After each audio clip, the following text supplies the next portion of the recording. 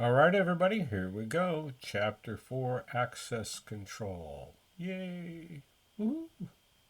Hardly wait. I know you can. Actually, last week when we started off with the kind of the geeky stuff, we talked about authentication, and certainly there's plenty of geekiness in there. But I didn't want to overstate the importance of authentication. Yes, it is important, but it really only does one thing. It establishes the identity of the individual. It is establishing um, that you are who you say you are by presenting your credentials, whether it's user ID or a combination of multi factors. This week, we're going to talk about kind of its twin there, and they're often talked about together. In fact, there's even applications called identity and access management. And what we're going to talk about today is access control. Access control is far trickier and far more demanding. And we can see it's really, if at the end of the day, is access control is kind of a central element of computer security. What we're all engaged with is ensuring that only the right people get the right access to the right resources. And so we're going to talk about a number of schemes on how that is done within the world of computer security. So it's really important to note that authentication does not determine who's trusted for a given purpose, only that the individual is who they say they are. So whereas access is going to say, okay, now we know who you are, this is what you can do. So one of the things to keep in mind is that on the top, so OWASP, and in the reference or the citation listed as OWAS, but everyone actually always says OWASP, Open Web Application Security Project. Their most critical web application security risk is pretty much standard reading for everybody out there in the field. Anyone that's dealing with web applications, anyway, and almost everybody is. So it's pretty standard reading. And of the 10 most critical web application security risks, access control is certainly very important, in fact, in first place. So it is, in fact, something that we look at. And, all of it is really coming down to access control. At the end of the day, it's kind of all of these different schemes and everything are by attackers are for them to gain access to information that they should not have access to, access to information and or resources. So this is actually one of the more important chapters here for you to get. And the good news is, despite the fact that there's a ton of slides, there's 63 slides, and it's a pretty weighty chapter as well. At the end of the day, I'm hoping when we come out of this, you're going to say, well, it's not quite that hard. It's really not that hard to understand what's going on there. So what we're going to do today is we're going to talk about um, access control policies, how those are implemented, and then we'll talk about kind of overall broader management of access control using identity, credentials, and attributes, and trust frameworks. So let's move on. So always nice to have some definitions. So from NIST again, National Institute of Standards and Technology, access control is the process of granting or denying specific requests. You can read this. I'm not going to go ahead and read it for you, but this is as good a definition as any. And then RFC 4949, which is the Information Internet Security Glossary, and defines access control in a few more words, but basically the same intent. Let's move on. So, as now again, NIST Special Publication 800-171. All of the Information Security Program documents are going to start with 800. And so 800-171 talks about access control security requirements, um, limiting access to users, processes acting on behalf of users. And this second one here is very, it's getting to be a big deal these days. We expected, it became apparent in the last couple of years that attacks against individuals is somewhat on the wane, as opposed to attacks against non non person entities, is what they call NPEs, non-person entities. And effectively, what we're talking about, and this brings me back to something I wanted to bring back up again. Last week I talked about Windows services, and for some reason it kept escaping me what the Unix equivalent was. It's a daemon, or a Unix daemon. Either one of those are automated processes in the in the background that are running on the operating system that perform actions with or manipulate certain applications. And in order to do that, it has to have first of all, it has to be authenticated. We have to know that that particular service or daemon is uh, true. They're real, and they're not being spoofed. So anyway, it's become a very big point of focus for a lot of people. It's just ironic and surprising because APIs have been out there for a long time. API, Application Programming Interface, and this is published. APIs are published ways of interacting with the program outside of the interface provided by the program itself. And a really good example of one that was problematic for quite a while, and actually remains, is the Exchange API, Microsoft Exchange, which is their mail system, for those of you not familiar with it. Microsoft Exchange had an API to allow other programs to access Exchange and get in there and use various different certificates. The challenge became with a lot of account, particularly for mail account takeovers, was that the API did not provide for, as far as Exchange was concerned, did not provide for multi-factor authentication. So a lot of attackers would gain the credentials, go against a regular, go try to log into an account and be presented with multi-factor authentication, which is available through the application itself, through Outlook or Exchange or whatever. You can set it up so it requires multi-factor authentication. And of course, they didn't have the second factor. So, but what they did find is that basic authentication, which is just simply username and password, basic authentication was enabled in the API for Exchange.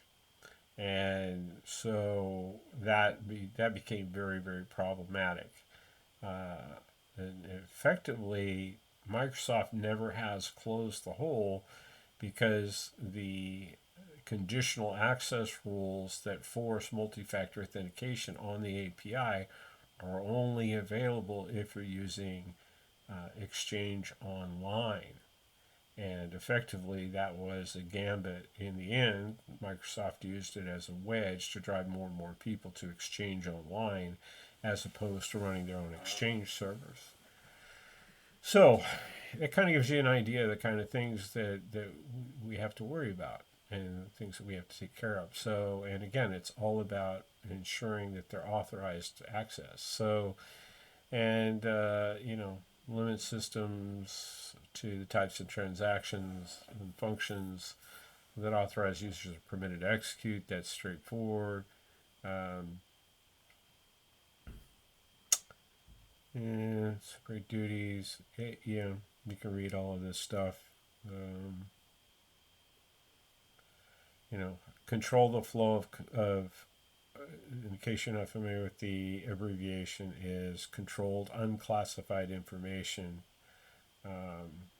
And remember that NIST is provided by the federal government, predominantly for federal government agencies, although most business information system programs follow NIST pretty closely, because it's very, very robust and very complete, as you'd expect a governmental entity to provide. So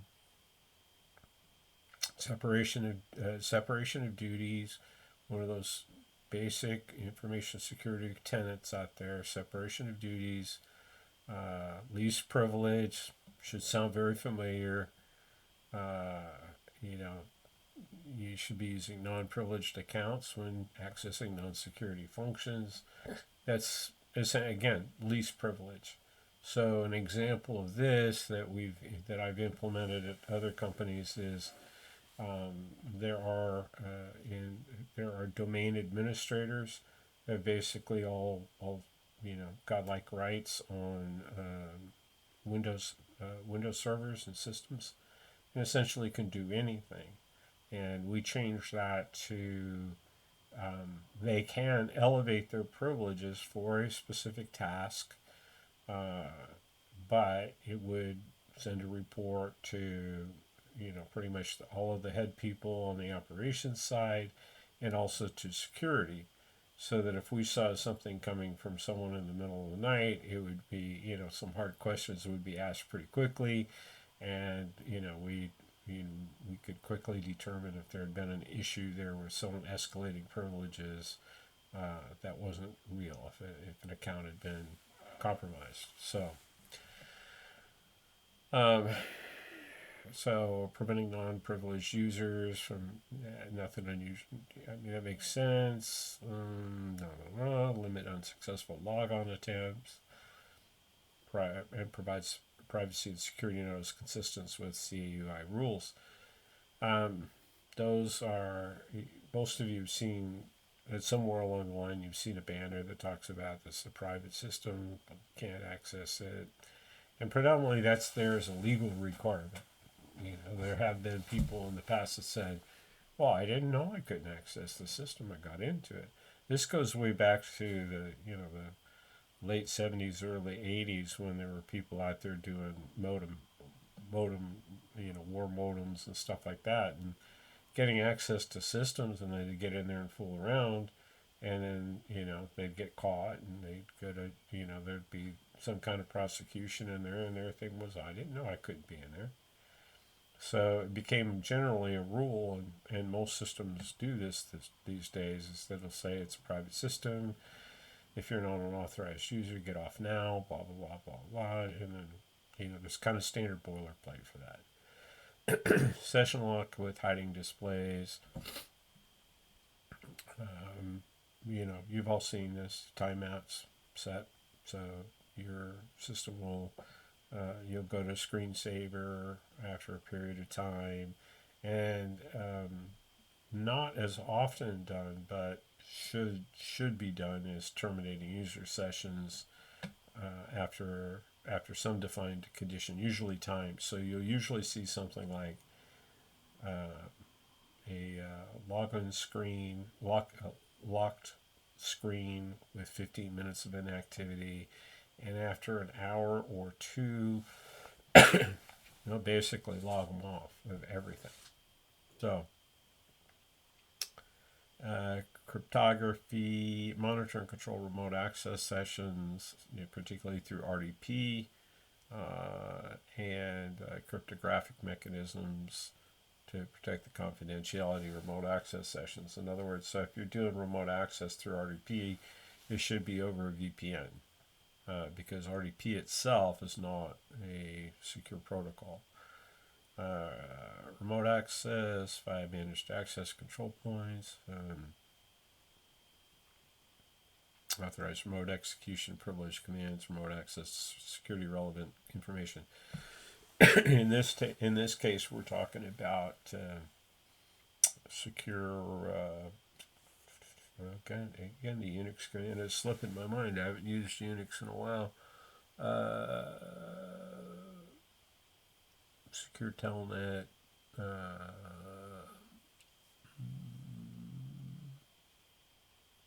Secure SCP. Well, anyway.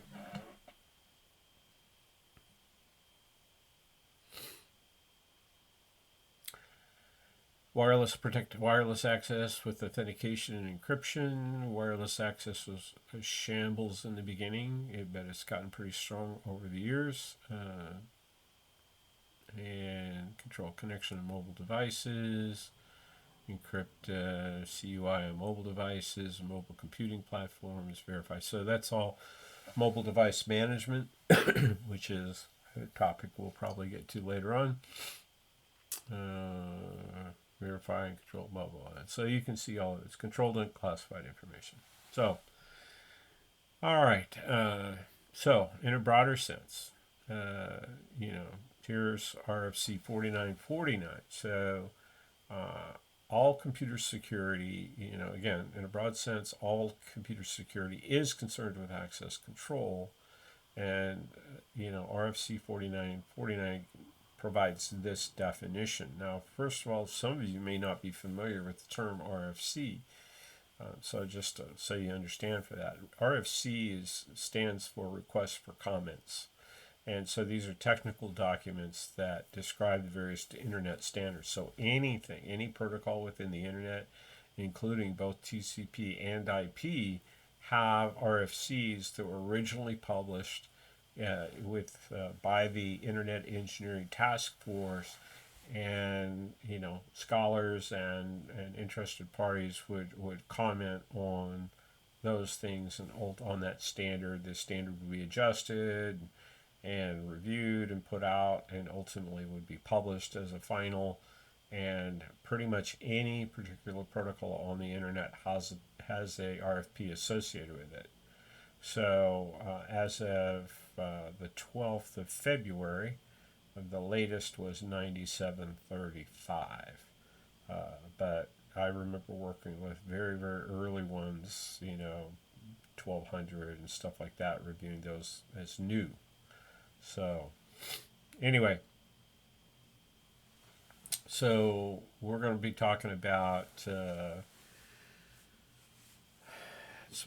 some very specific access control implementations that essentially implements security policies that specifies who or what, in the case of a non-person entity,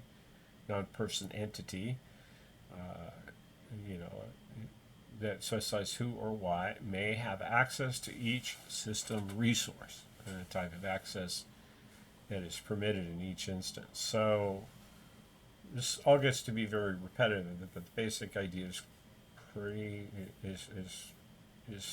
simple to understand. Only let people who have, that should have access to the information, and that's really pretty much what all of these definitions are saying. So access control basically is it's kind of the tip of the spear, right? But we're going to show several different things. So, the first stage is authentication, establishing who the individual is, who the entity is, if you will. And then from that point, we hand it off to, once an individual's been authenticated, we know who they are. We establish their entity, we establish their identity, and then that identity is handed off to the access control system. And then the access control system, and we're going to talk about several different schemes, about 4 different schemes for managing access. Four different schemes with a couple variations on them and all that kind of thing. We're going to talk about briefly how it goes about doing that. You're probably somewhat familiar with it, you've seen it. You may not have been able to say, "Oh, this is access control," But, you certainly have seen cases where you were logged in and you tried to open a file or something and you got access denied. And that's access control. So, access control then allows you to, access the resources that you're allowed to access, but at the same time, the auditing system is keeping track of what you're doing. And, tremendous numbers of log files out there. And subsequently, those log files are used in investigations, forensic investigations. When we've had an incident or something, we'll go back into those logs to try to figure out who did what and where. And then a type of tool called a SIM or a SIEM, depending on how you prefer to pronounce it, which stands for Security Incident and Event Security Event Investigation Management, if I remember rightly, exactly. Essentially, this is a tool that gathers all of these logs from across the systems, whether it's the operating system, the application, whatever, gathers these logs and attempts to correlate particular activities that become suspicious and then provide warnings to the security staff. These are very temperamental tools, very problematic, require a lot of care and feeding, a lot of work. But the SIMs have been around for a long time. My first engagement in information security in 1999, we were using an early SIM that's still out there. It's called ArcSight. It's not as well known as some others out there any longer, but probably still largely in use in the mainframe world. But we'll move on. So, 4 types of access control: disciplinary, discretionary access control, role-based access control, mandatory access control. Actually, I'm reading this in the wrong order. Let me go back again. Discretionary access control, mandatory access control, role-based access control, and attribute-based access control. So access control policies can be placed in an authorization database, and that says what types of access are permitted under what circumstances and by whom. These policies are generally, and I hate the way they're saying this, I would say it's not the policies are grouped, it's just that there are different methodologies for establishing policies that we're going to talk about here. Like I said, 4 of those, and these are the 4 you really need to pay attention to. First and foremost is discretionary access control. By far, this is what is implemented most often. And what distinguishes it from the others is that in discretionary access control, the owner of the resource, the owner, or if you will, the subject that is the owner of the object in the access control methodology, or access control terminology, the subject, if a subject creates a new resource, that they become the owner, and in general, by default, they can also extend access to others. This is most commonly seen if you right-click on a file in Windows and you go into Share, or go into the security. You go into Properties and then go into Security. You can select anyone in the domain and say, okay, give this person these rights to this file. On a broader scope, there's also something called sharing, and you can go as far as to share your entire file with someone else. And that is discretionary access control. And that's the most common one, because what it does, you could almost say this should stand for distributed, but it isn't. It's discretionary access control. But what it does do is it simplifies the administration of access control rights. The problem is that in some environments, that is not enough. Simply the fact that someone has ownership rights on a file does not necessarily imply that they have the authority to grant access to others.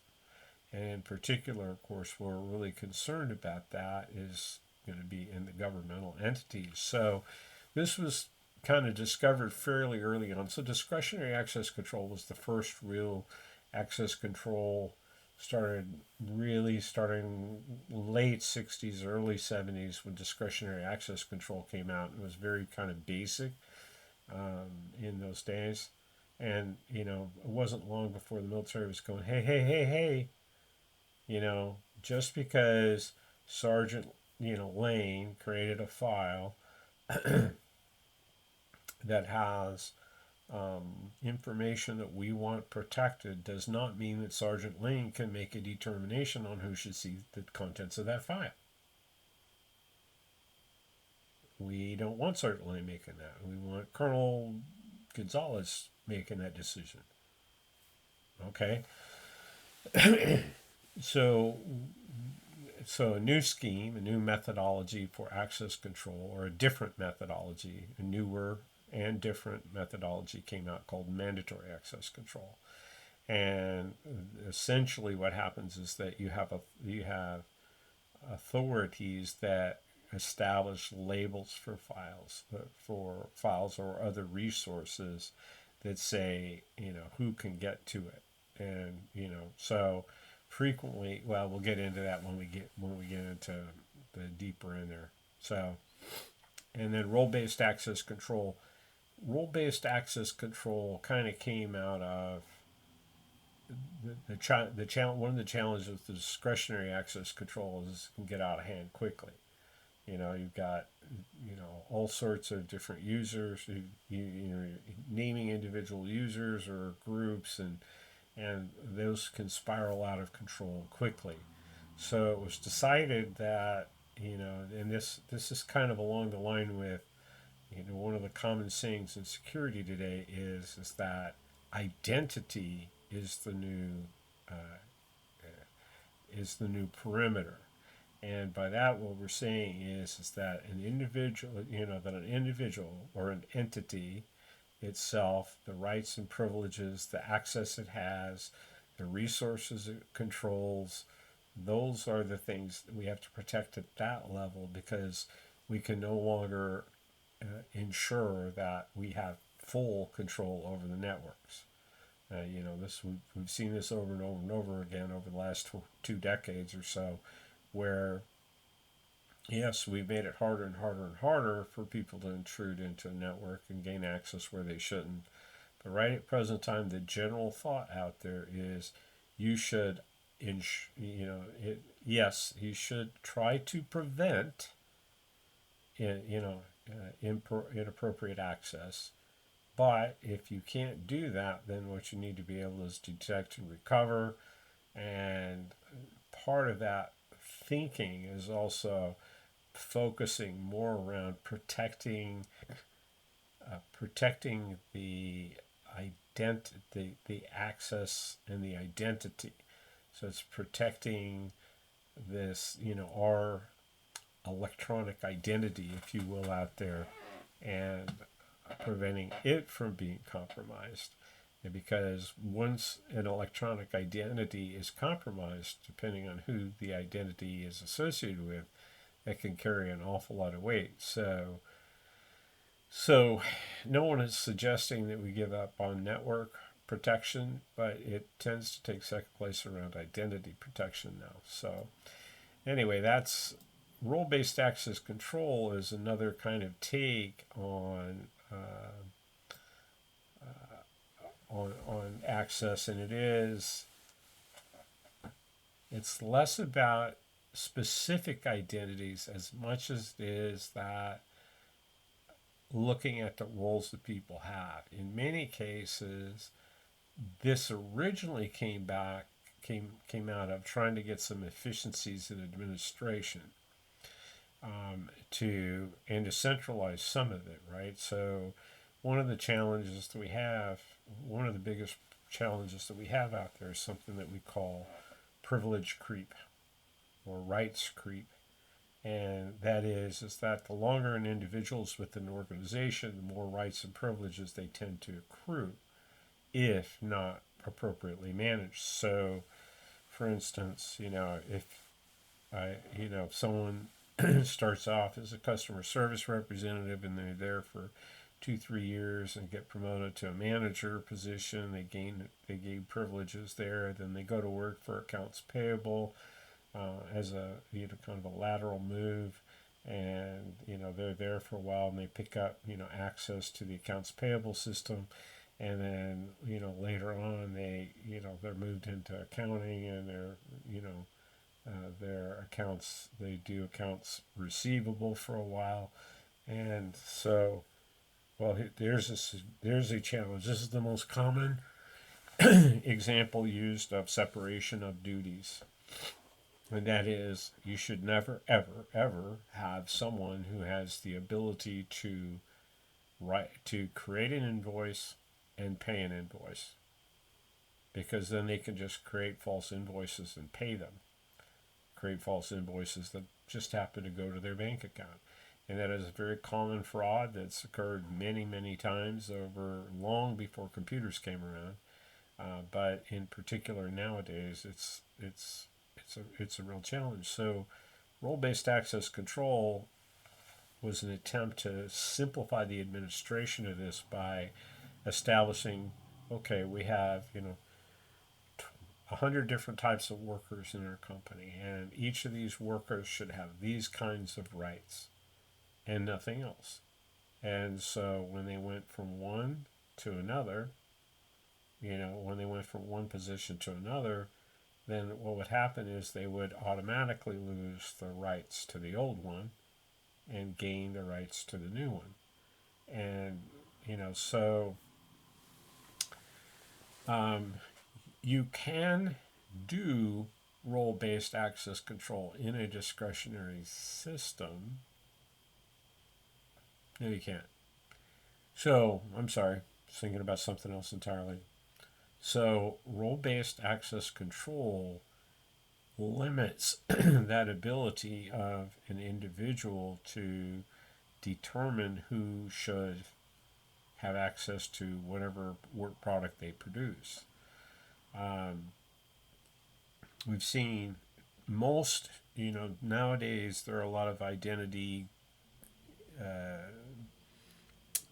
identity and access management systems like SailPoint and Okta, Ping, some others out there. And part of what they do out there is they kind of, one of the things you do when you establish those programs is, you sit there and divide, okay, how many roles exist within the company?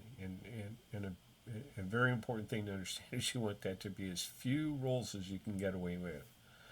And then, okay, what are the rights associated with those roles? And then everybody that has a particular, then everyone is granted roles. And as they move from one position to another, they lose their old role and gain their new role. And that helps to prevent from things like rights creep. And the new kid on the block there are examples on role-based access control.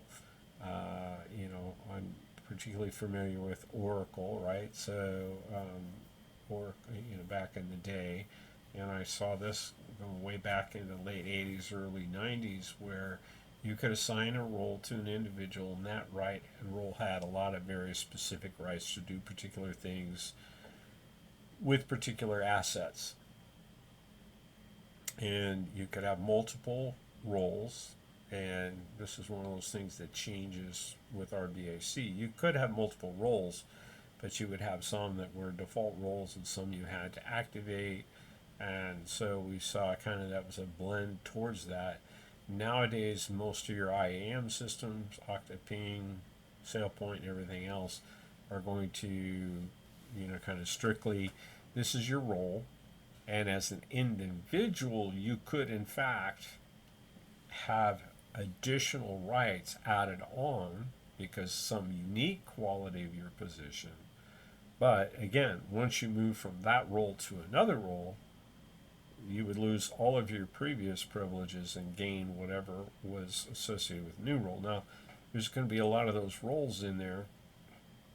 They're going to be very common, so you don't really lose anything. But that's what role-based access control does. And then attribute-based access control. This is the new kid on the block. Not typically something that you would see on your laptop or your PC.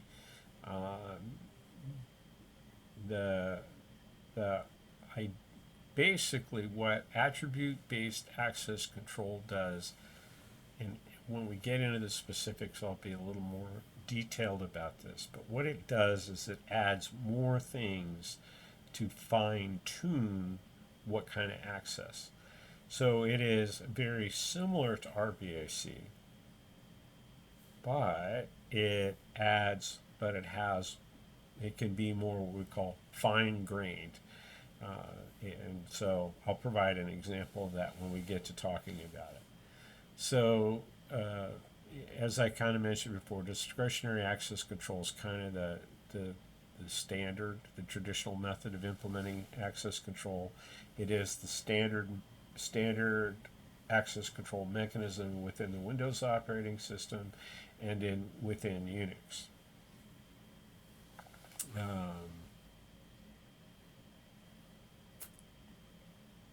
So RBAC and ABAC are both becoming increasingly popular, and so we'll get into those later. So these four groups, these four schemes, are not mutually exclusive. In a particular system, you can have two or three of these schemes depending on different classes of system resources. So, again, in the military, you might have mandatory access control for things like war plans and aircraft specifications, but distributed access control for the admin clerks at the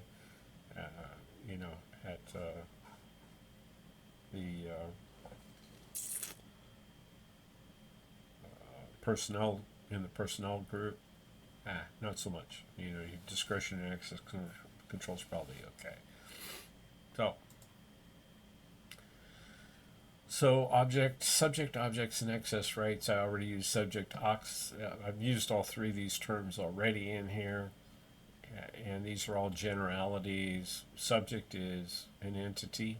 Okay, we say entity because it's not always people. Again, it could be a application programming interface, an API, or a service, or a daemon that is accessing objects. There are three classes: owner, group, and world.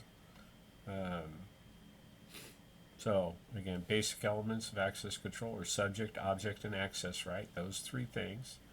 And so this triple here is that's kind of, you could express a particular access transaction in terms of these three attributes: subject, object, and access right. So in subject, there's three classes: owner, group, world. Owner is the creator of the resource. Then group is, again, it's kind of similar to what we've talked about as far as what I've already talked about as far as role is concerned, but it is less about associating a job type as it is common interest, so to speak. So that could be job type, but you might also have, groups that, share common interests.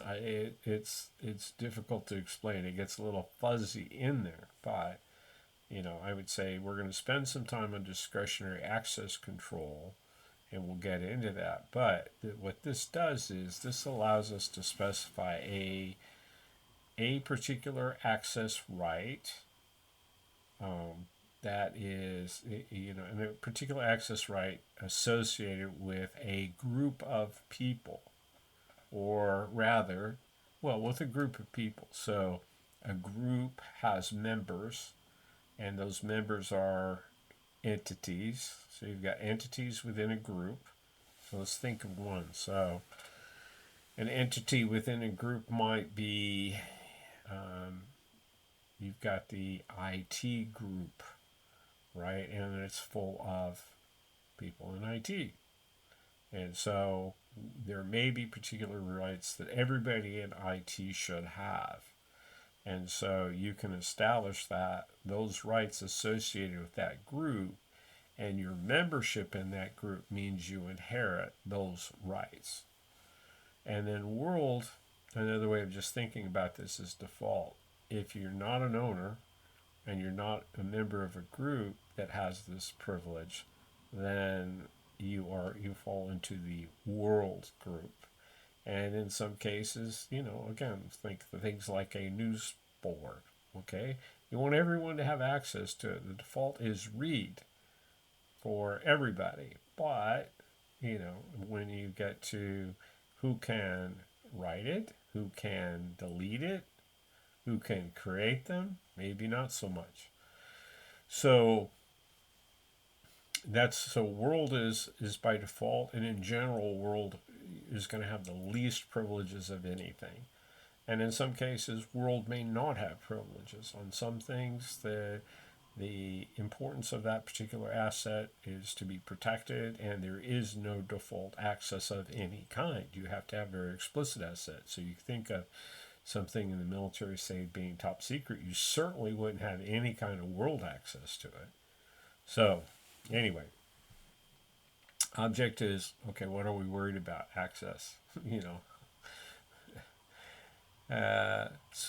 and the access, an object is not just files. It could be, say, a firewall. It could be a disk drive. It could be any number of other assets out there. In general, when we talk about it, we talk about files, but it is not always files. It could be any kind of asset out there. And then the right is, how can an individual, what are the types of things that an individual can do? Read, write, execute, delete, create, and search are kind of generic common. They're not all used on all systems, but they're generically. Read makes sense. So you can open the file and see what's in it. Write, you can change what's in the file. Execute applies to executable files, command files, as opposed to other things. Delete, straightforward. You understand what that is. Create, again, straightforward. Oftentimes in many companies, write and create, or not many companies, many operating systems, write and create are kind of blended together. And then search is when it's unusual, but that would allow you to actually retrieve file names, but not actually look at the contents of the files. And there are certain circumstances for that. So, okay, have already talked quite a bit about discretionary access control. In particular, we talk about this is often provided using an access matrix. More commonly, we call it the access control list, or ACL is how a lot of people will pronounce it. Access control list is associated with a file. And in that access control list, you will see named individuals and or groups and the associated privileges with them. So again, in the Microsoft operating system, you can do that by looking at the properties of a file. And again, under security, you can go out there and see everyone who has access to that file, or every group that has access to that file, and what kind of access they have. So on the matrix again, they're saying on one axis you've got subjects, in other words, people or entities, NPI or NPEs, or subjects, and the others are the objects that they can access. And in where they meet together, there'll be a symbol in there that indicates the type of access they have, symbol or symbols. So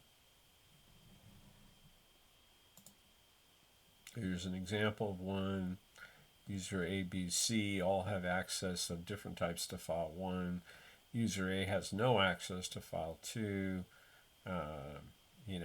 Whereas user and so you can guess the rest. User C has no access to file 3. User A has no access to 2 or 4. And of course but user A has ownership rights on file 1 and 3. So yeah, it's doesn't bear any further explanation.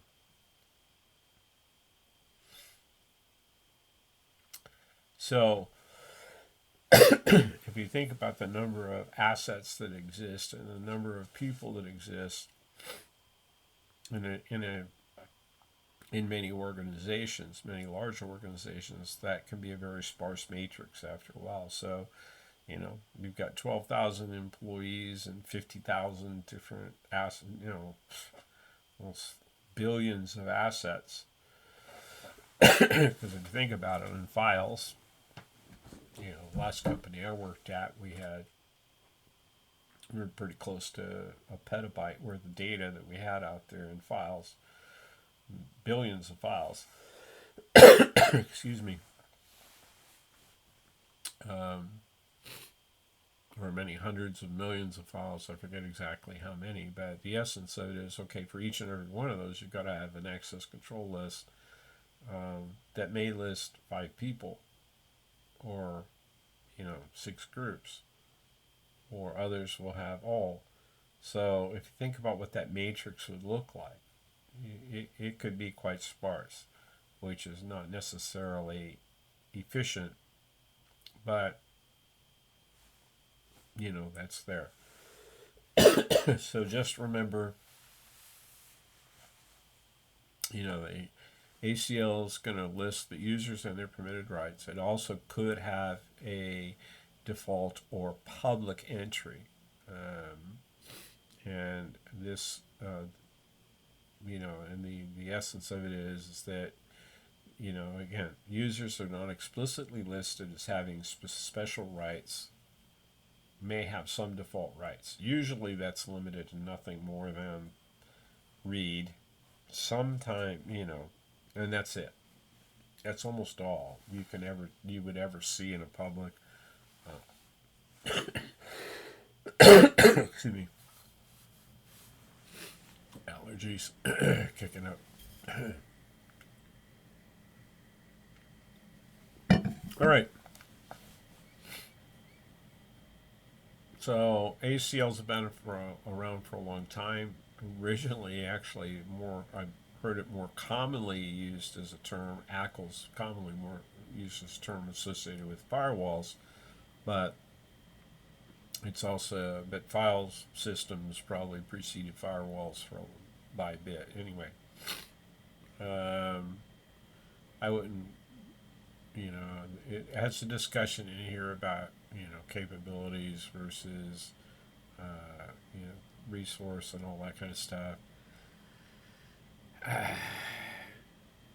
I wouldn't worry too much about it, except for the fact that if you look at the span of resources that a particular subject has, then each and every one of those individual accesses for a particular object, it's often referenced as tickets, access tickets, and actually the whole thing is the ticket. End result is what we need to do. What we need to be able to do is we need to be sure that list of rights cannot be forged. In general, the operating system holds those cards very close to the vest, and there's no way to get to the access control list except through the operating system interfaces, which is going to control the privileges to making changes uh, to the tickets or the list, the ACLs.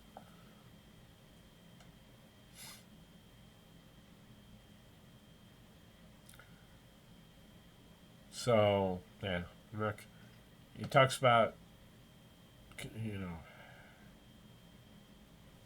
again, if you think of the matrix, think about capabilities being that horizontal associated with the subjects on the right hand, on the right axis, and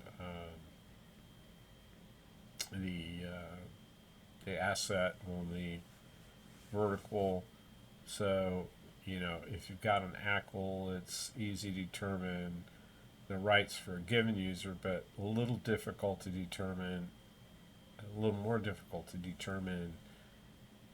a list of users with specific access rights for a specific resource. I don't really think so, but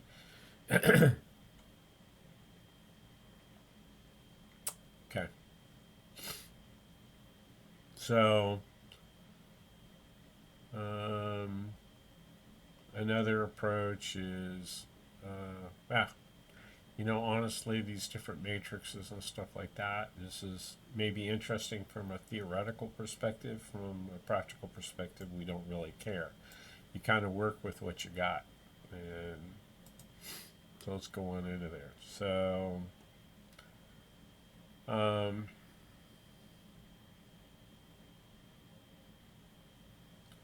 so subject, you got your subjects, your system intervention, central column in here, this access control mechanisms. Essentially, it says subject one is attempting to read a file, and the access control says, hey, can you, does S1 have access to read the file? It finds it's there and allows the access. If not, it would deny it. It's I don't know. There's much more to be said in here, and this is a way to make it look more mathematical by putting a bunch of stuff in here, but it's still the same stuff.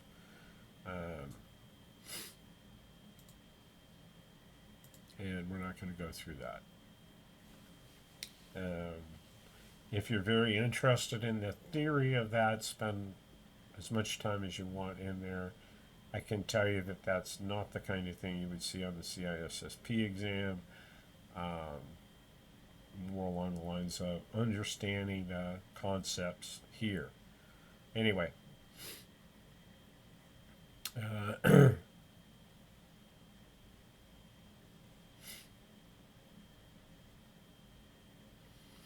protection domains. So instead of access control matrix,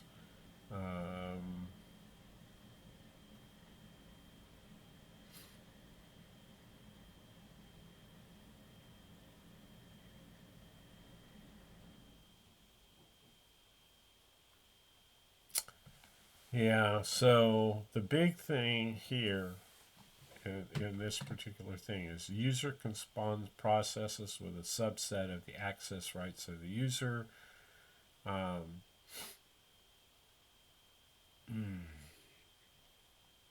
This is so this means you can create separate processes that do direct individual things that can use parts of your rights. In other words, you can work on, rather than every sub process that every spawn process you make does not have to have your full range of privileges. And this is important, again, in the event that the process becomes compromised. You don't want it to have your full set of privileges, only the set of privileges necessary for it to accomplish its goals. And so And this is very definitely talking more towards the Unix side of the house. Um, but the concept applies in all operating systems, the concept of user mode versus kernel mode. So uh, essentially, sorry. Um, protection domains, right? Okay. So protection domains. Other places you'll hear, you see shell a document. You'll see diagrams of something called the shell and level, security shells. So at the lowest level of the operating system, at the core of the operating system, what we call the kernel is level 0. And you can think of that as being the smallest circle inside a set of concentric circles. Level 0 are the core functions of the operating system. And it is, how does it go about assigning memory and process resources to various different users? How does it guarantee the boundaries of the memory between users? How does it make sure that when a process reaches out to a memory location or a disk location, that in fact that memory and that disk is allocated to that process and not another process? Those are all key things in there, and without some very very strict and tight control over that, you could easily have a huge security incident, or even more likely just crash the whole system. So those at the core of that, which is called the kernel, because the idea is thinking of it as the kernel of a seed, right? And at the kernel are the most fundamental aspects of the operating system. And because they're so fundamental, they're also the most highly protected by reducing the level of access. As you expand out, you see other services and other services that the operating system performs that are maybe not quite so not quite so critical. And then at some point out beyond those services, you begin to see user processes and user space, user processes, user memory, user um, time, all of those kinds of things, and then on top of that, the other services that participate in making an operating system robust. And the further out you expand in these expanding shells, the fewer fundamental privileges there are, but the broader the access.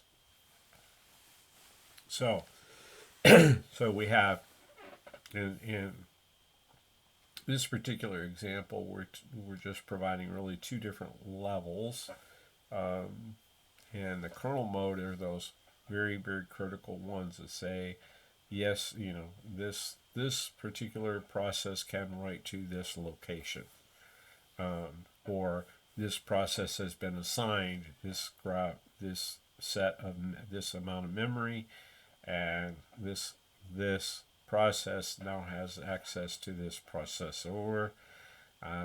All of those things for context switching between various different processes, all that kind of thing is what happens in the kernel mode. Because of that, what we try to do is, basically user mode in, a regular user should not be able to access kernel mode. All a user could do is call the services that the kernel mode, it can, it requests, so to speak, through the API that the kernel makes available to them that limits the actual privileges themselves. So, for instance, again, as I kind of mentioned before, a user process says, I want to retrieve information from memory location, whatever, XYZ, whatever. It is actually the kernel that's going to go and say, it's going to take that and say, okay, this user says they want to access that memory location. Is it within the bounds of the memory that's been assigned to it? And if not, then it'll send an error code back, access denied. If it is, it will retrieve the information from the real address wherever it is, because essentially the user process is dealing with a pseudo memory address. Um, it's going to reference a memory address that maps to an actual memory address somewhere else. And so so what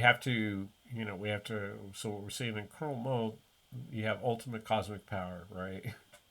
And we protect it with a shell of these services, these interfaces that limit the actual authority of the users to really do things like step out of their memory space.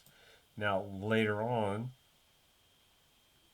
towards the end of the class, we're going to start talking about ways that attackers get around that. And, we're going to talk about hacking the stack, and there's some very, very interesting stuff on that. I'm very, very much looking forward to getting to that. It could be a slog. We're going to go through it. I've got a series so far of at least 10 diagrams showing step by step by step what happens, but it's really pretty interesting to see where it happens.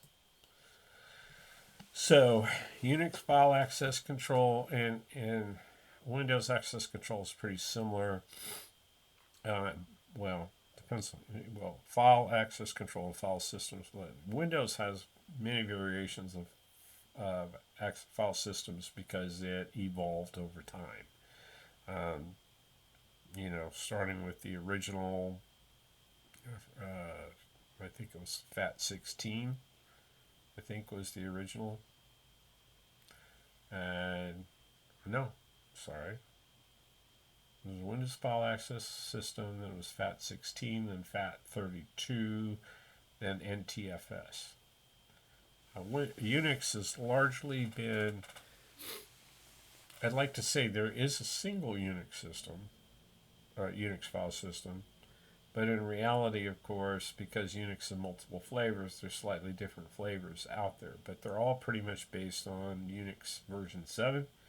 And so, then there have been extensions to that.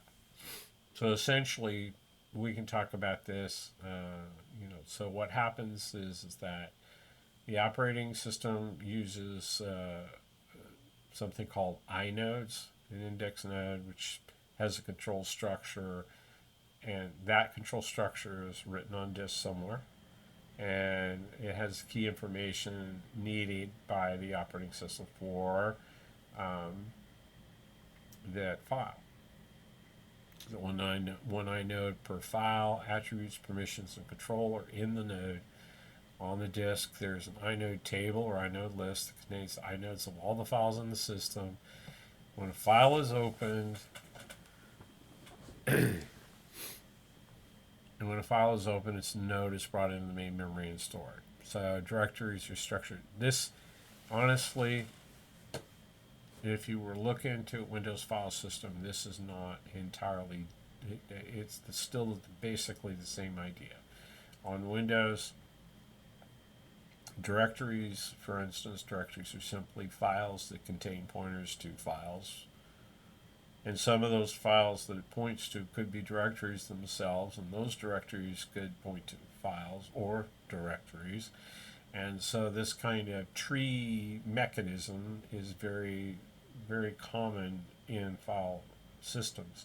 What is different that varies between them is what attributes are we storing about the files. And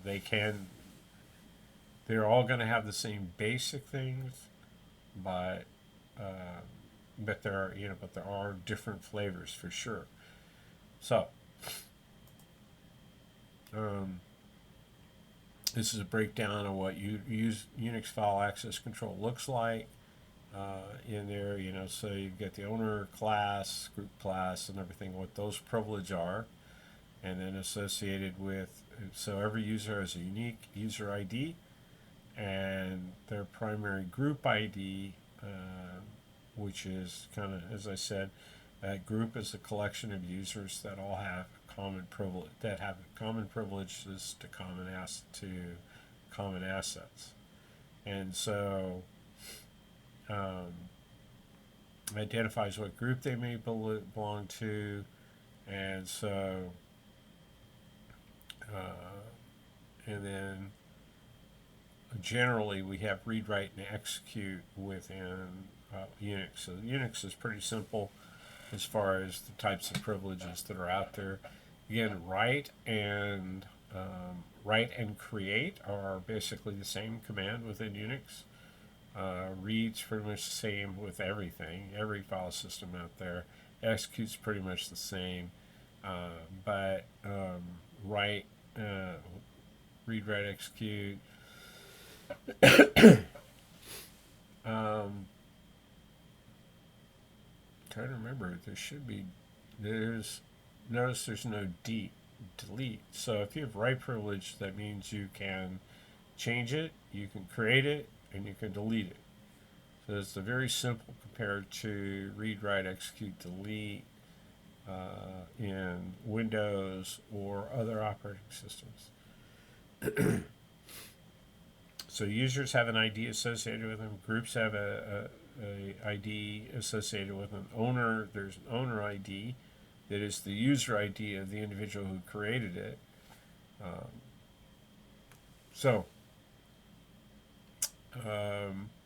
You can change. So when you create, and this is one of those things that you've got to remember, and that cause no end of problems. When you create a file, by default, it's going to set it to your user ID. I'm sorry. No. Depends on the file structure, the file system itself. Oftentimes by default, if you create a file in a directory, the directory owner is the owner of the file. But as a creator of the file, you can set the ID to something else, including your own ID. Okay.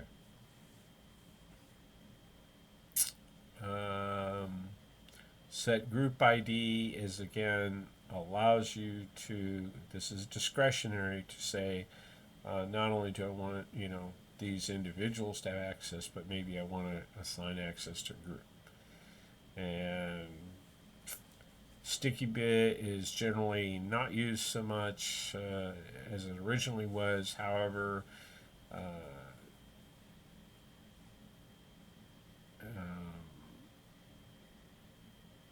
as it says here, when it's set, it means that only the owner can rename, move, or delete that file. Very critical, this last one, though. Set user ID. Yeah, so the original, looking through my notes here, the original use of the sticky bit was that when it was set, it indicated the system should retain the file and contents in memory following execution. It's no longer used.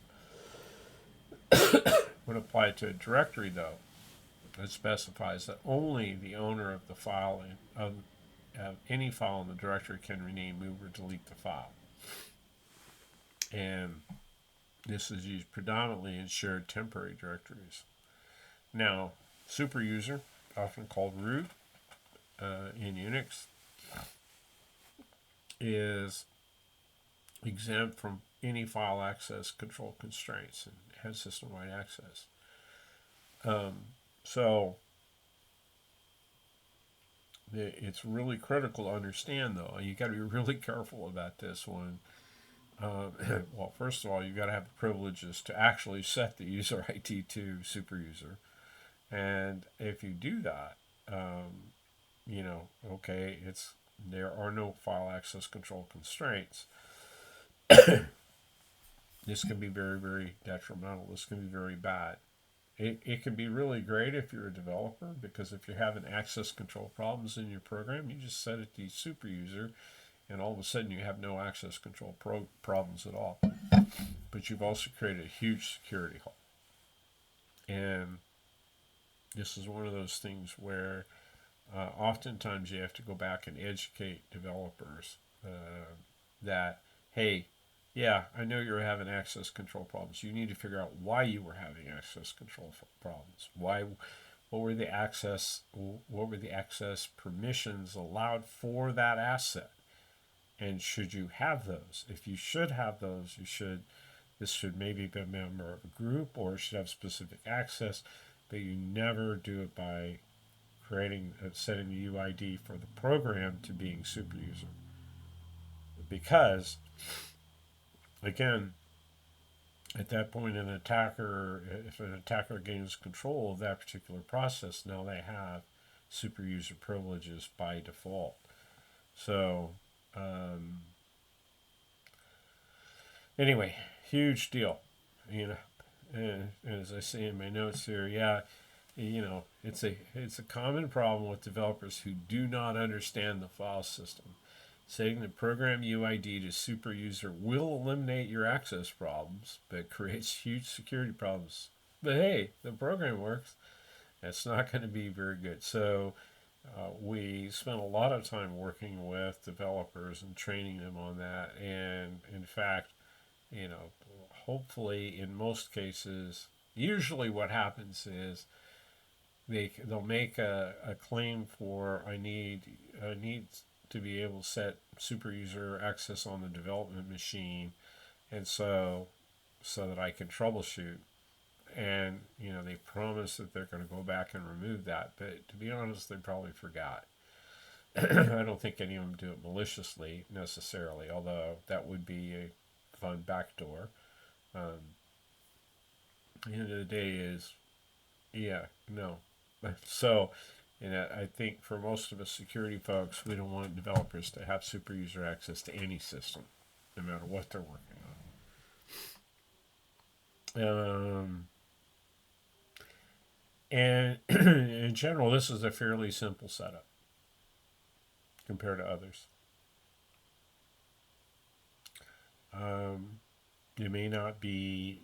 The problem is that when you've got a lot of different groups that have a range of access rights to different files, and a large number of groups may be needed to provide this, and groups sprawl, and then managing the groups or governing the groups, so to speak, as the terminology is, becomes problematic very, very quickly, because you can have thousands of groups out there that were generated ad hoc in order to get this group of 3 people that access to the same thing, and so we just create another group, and you get thousands of those out there. Well, what if all 3 of those go on and do other things within the company or outside the company?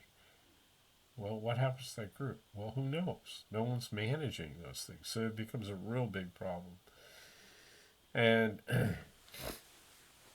so this traditional Unix file access control system is actually a pretty simple protection domain structure. Domains associated with users, switching the domain corresponds to changing the user ID temporarily. Anyway.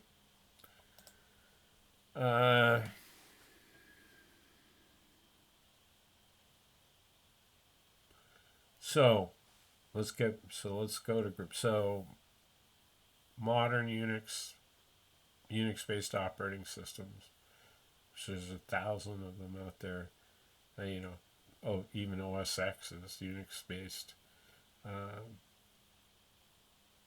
So they have now come up with these extended access control lists, whereas the traditional minimal access control, where I talked about read, write, execute,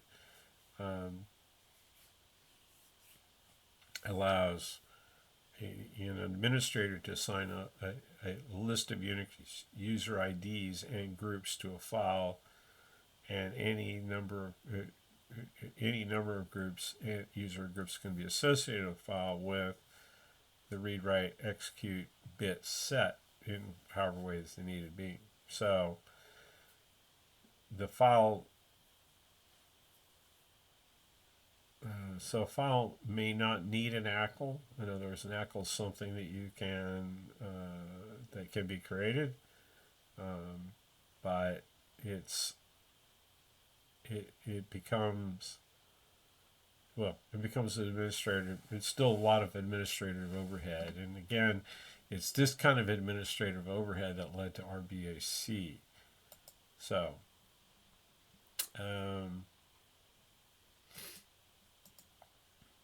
so we add a group class in there. Trying to think what else. So essentially, what happens is that if a member of the group tries to access a particular object, then what happens is we go out to the access control. We go out to the access control list, and we look and see, okay, what individuals and what groups have access and what level of access. So I need read, write, execute, and I don't have, but I only have read and write. Then unless I'm with a, if I need to execute, then I need to have I need to be a member of a group that has execute. So the I think a good way to provide this example. So execute.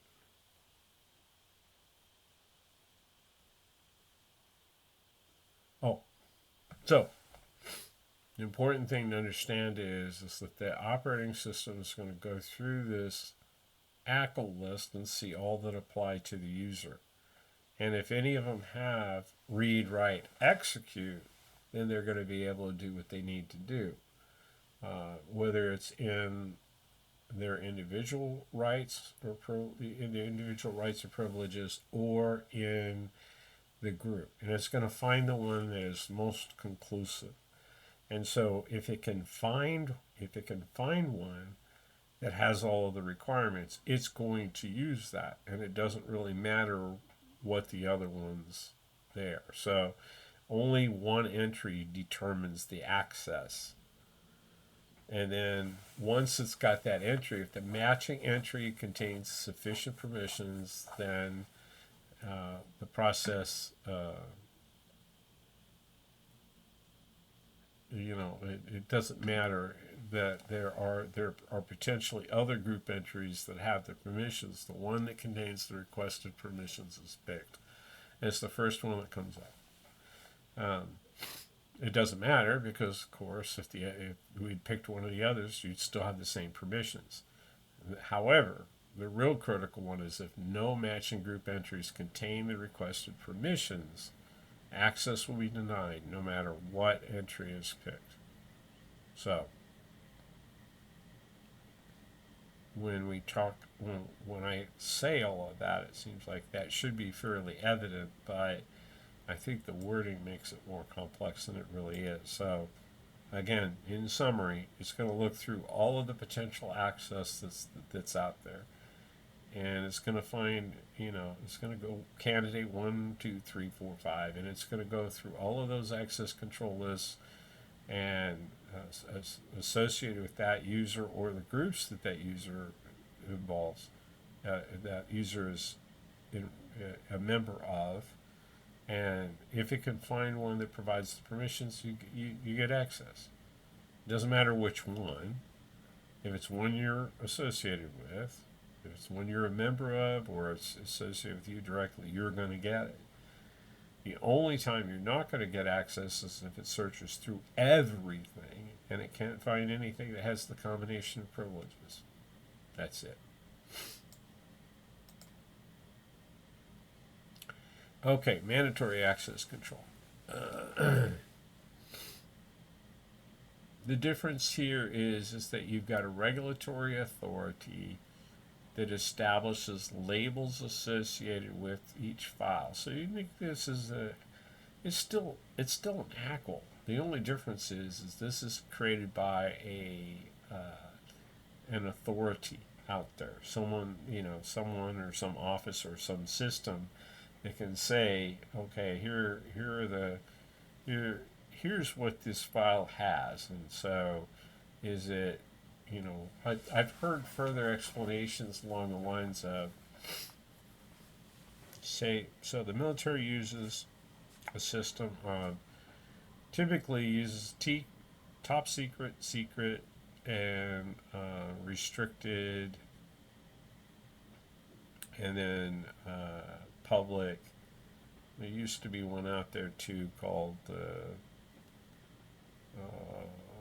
restricted from friendly employee, foreign employees, that kind of thing. Yeah, restricted for foreign employees, as I recall. And the essence of it is that while it was not secret information, it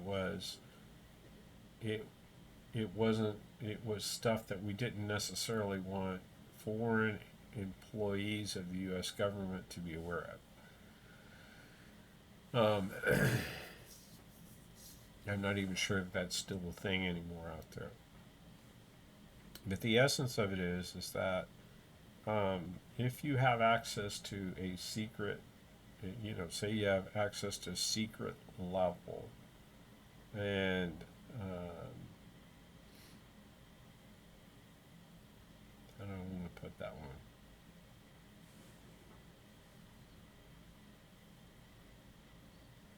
Okay, you create a file and you have access to secret level, and the authority reviews the file and determines that there are elements in there that are either directly top secret or used in combination with others could make it top secret.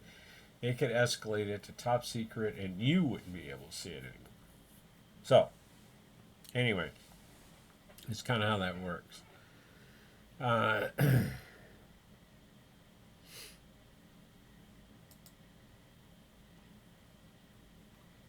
Read, append, write, execute.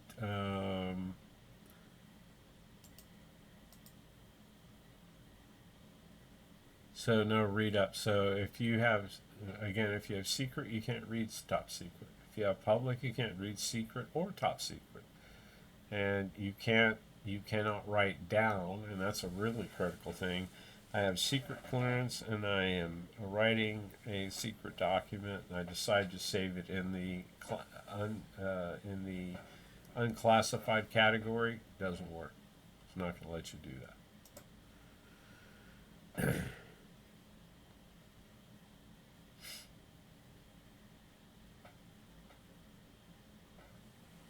It does allow some amount of discretionary access control if, well, on a case by, well, it can be set up for particular areas and certain functions. Some people can be set up so that they can grant someone else within their group, so to speak, to the document based on their own discretion, constrained by the MAC rules. Again, okay, I've got a secret document, someone in my group, everybody in my group's got secret. I think, someone should see it. I grant them access to it. We're all in the secret group. Okay, great. That works. But if I have someone in another group that I belong to that does not have secret clearance, I still can't discretionary access. I can't give them access to the document.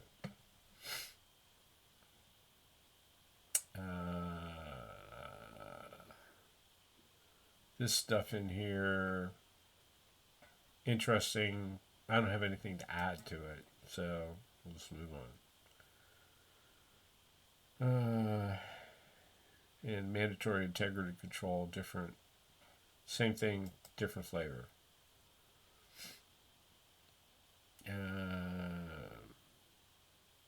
Now, role-based access control,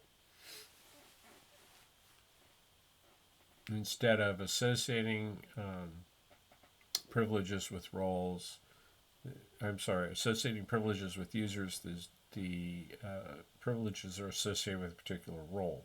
People are granted one or more roles as necessary based on their job their job. And I talked about this a little bit before, like when you move from one job to another, you would gain and lose roles as appropriate, and this prevents, as I said before, prevents uh, privilege creep. And matrix representation, RBAC, wouldn't worry about. I mean, yeah, it's straightforward. Again, don't have much to add to this one. No.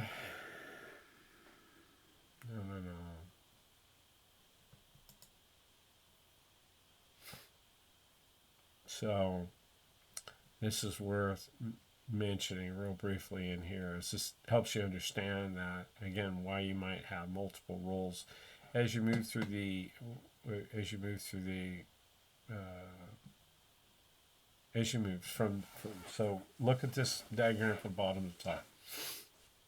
Assuming just followed someone through their career trajectory. So they come into the engineering type, say, as a apprentice, an associate. That's the way we typically say it today. They're given relatively little access, only stuff that they're capable of. As they gain experience and further education and training, they graduate to a full-fledged engineer.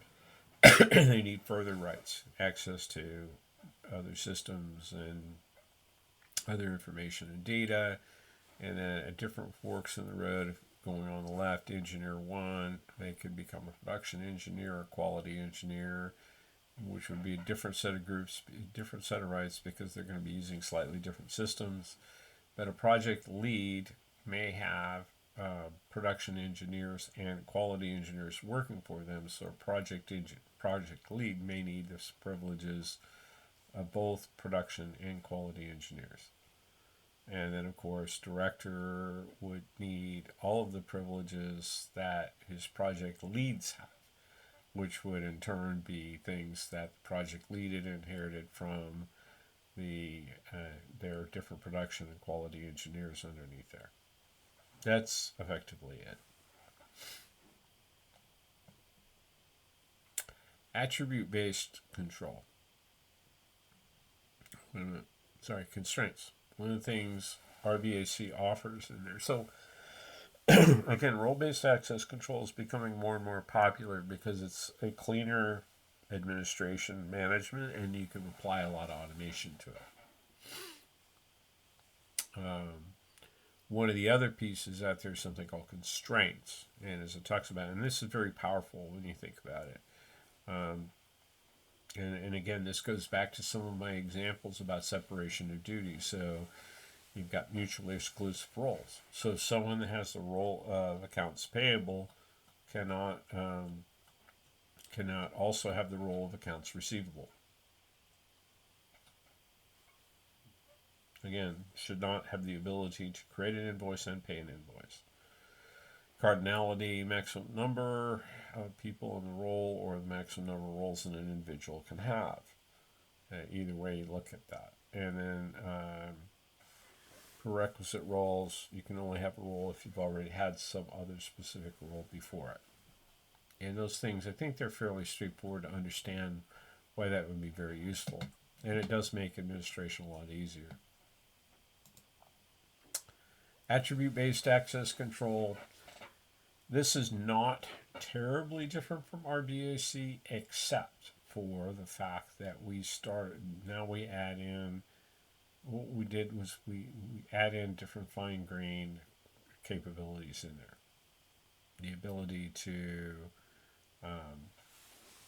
one of the examples I was thinking of as I was going through this is, okay, say, for instance, I have access to a particular application at a particular level, but at certain times it's undergoing particular maintenance and it's particularly more vulnerable. It may be that a period of time between 10 p.m. and 6 a.m. it is accessible only by administrators. And that kind of additional attribute, that attribute of am I an administrator, which is, you could consider that as a role, and then what time it is. Now we've got a little bit finer control. And I thought of some other examples in there, and they're escaping my mind right at the present time. But that's kind of what we're really, that's kind of what we're at there. So, oh, I remember one of them. So I'm looking at this last thing here. Considerable interest in applying the model to cloud services, and probably are. So when you think about the kind of cloud services that people are consuming, oftentimes, oftentimes a cloud service may have multiple modules, and so you have access to the service for some modules, but not all modules.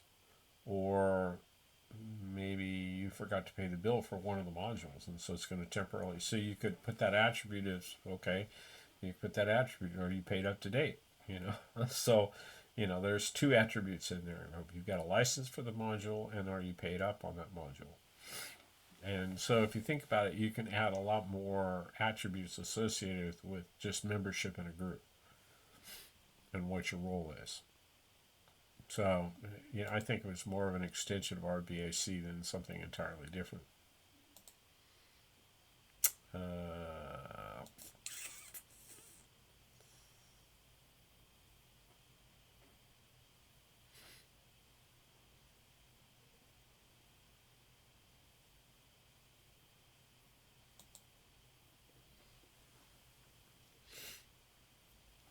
Okay. I wouldn't worry about trust relationships at this point. We'll revisit that at some point. Identity credential and access management. So there's actually this is relatively new. Again, it's been developed by the government because again, the challenge is, how do we create these trusted digital identity representations of individuals and non-person entities?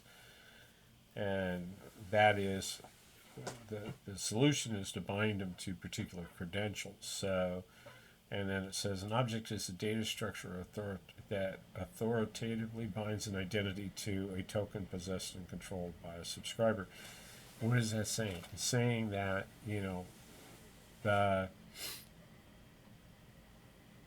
the credentials, and these are, things, so examples of credentials would be things like a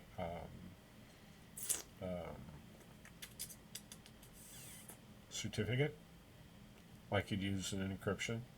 I have actually seen that used a lot, where the presence of a particular certificate on your PC, in addition to, or on your server, on your machine, the uniquely identifies that machine. And so if that certificate exists, then we know what machine we're talking to, and if that request is coming from that machine and has all the other things associated with that particular identity, then we can grant access.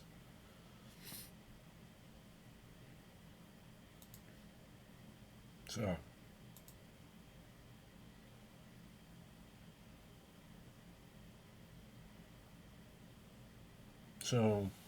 this is important to talk about, identity, digital identity, and connecting that digital identity to an individual or an NPE. And again, I kind of mentioned this before. So at some point in there, it is protecting the identity, not the individual. So,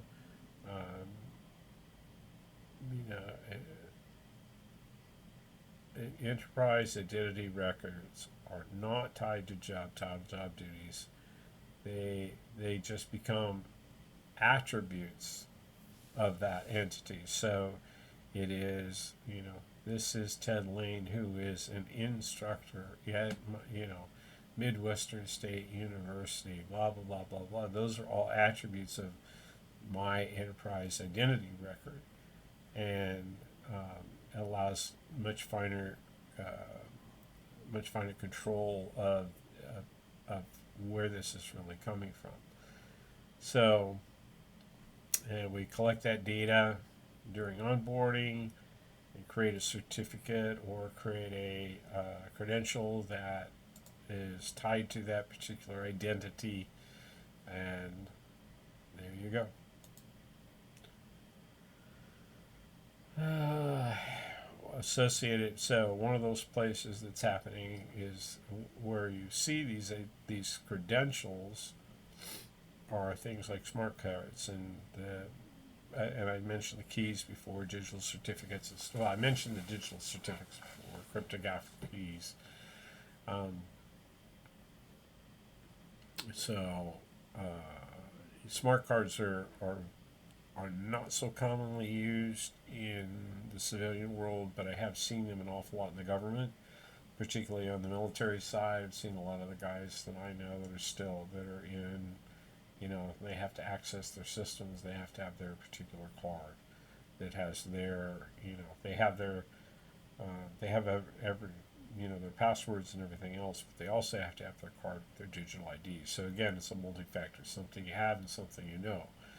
And so I haven't seen it so much in the civilian world, but it's out there. So credential. Oh yeah. So on access management, remember that when we talk about access management, we tend to think entirely about the operating system logon. But remember that other types of devices can have access control components as well. It's not just simply the operating system. For instance, you on some systems out there, some systems may have poor access control, and a countermeasure that can commonly be used is put them behind a firewall that would require authentication and access that would provide the access control mechanisms for them. It's often done in DMZs and the like, or other types of appliances out there. So access control is not limited to the operating system on the system that you're using, and it can be on all sorts of other devices or appliances.